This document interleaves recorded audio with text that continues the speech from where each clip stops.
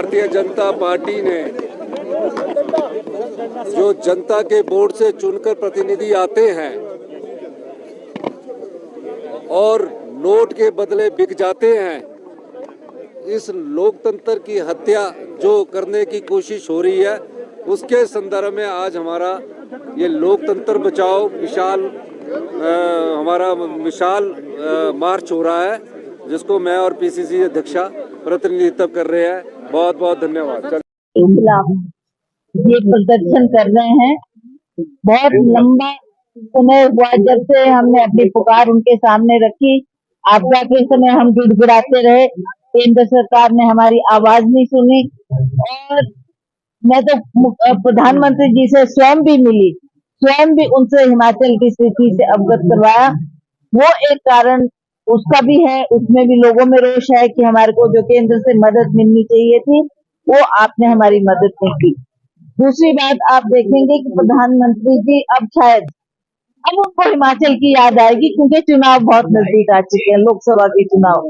तो हमने उनसे यही प्रश्न करना था। आज हमें इस बात का खेद है कि जो जो वायदे उन्होंने पिछले चुनाव, लोकसभा के चुनाव के में किए थे, चाहे वो बेरोजगारी की बात थी, प्रधानमंत्री जी का खुद ये बयान कि 2 करोड़ युवाओं को एक साल में भारतवर्ष में रोजगार दूंगा।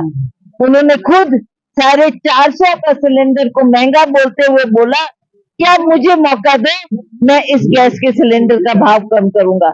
और दुख की बात यह है कि इतना समय बीत गया, अब तो लोकसभा इलेक्शन भी आ गए, अब आपने 100 रुपए उसमें कम कर दिया, तो कौन सी बड़ी बात कर दी, कौन सी बड़ी बात करती। आप तो बोलते थे मैं 450 से नीचे लाऊंगा, अब मेरा ख्याल उसकी कीमत 1200 या 1300 रुपए है।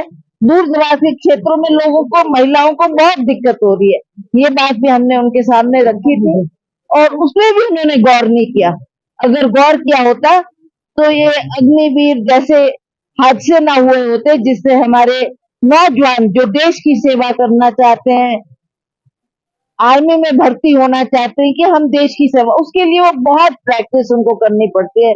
आर्मी में भर्ती होने के लिए उतनी मशक्कत करने के बाद भी उनकी सुनवाई नहीं की गई, उनकी बात पर गौर नहीं किया गया और जो ये अग्निपथ इन्होंने लाया, उससे बहुत से बच्चों का भविष्य खराब हुआ है।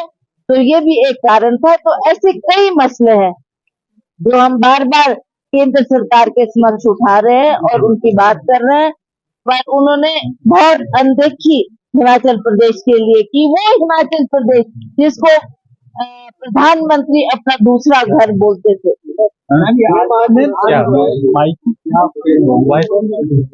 इसीलिए जो मैंने आपसे बातों को लेकर हमारा रोष है केंद्र सरकार को अस्थिर करने का प्रयास कर रही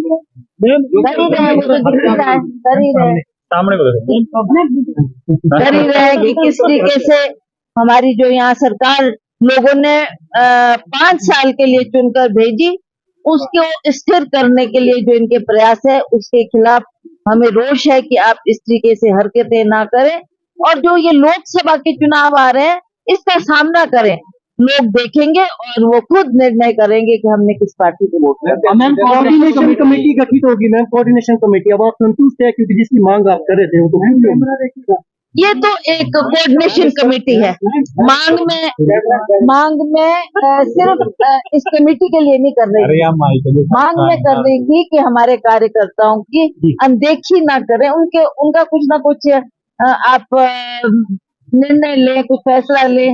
तो ये कुछ कारण थे जिसकी वजह से आज उन्होंने एक कमेटी बना दी है। तो ये खुशी की बात है कि इसमें सीनियर लोग डाले, तो इस पर चर्चा होगी। आपको लगता है कि अब वर्करों को सम्मान मिलेगा और मिलना चाहिए इस तरह? बिल्कुल, क्यों नहीं मिलना चाहिए, उसी की तो हम बार बार आवाज उठाते हैं और होगा, वो वक्त भी आएगा जब उनका मान सम्मान।